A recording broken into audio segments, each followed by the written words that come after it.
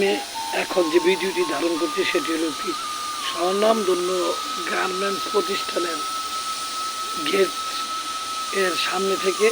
সেটি হলো রাতের প্রহরীরা বাসায় গিয়ে ঘুমিয়ে আছে। দেখুন এখন কয়েকটা রাতের প্রহরী অর্থাৎ রাতের নিরাপত্তা কর্মীদের চেয়ে কোনো অংশে কম নয়, তারা দিনে ঘুমিয়ে আছে।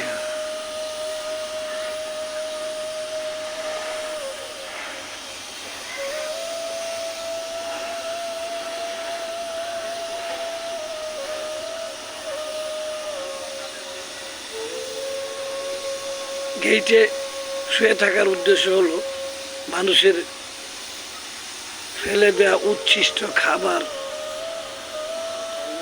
সংগ্রহ করা। ধন্যবাদ সবাইকে এবং পাহারাও দেওয়া।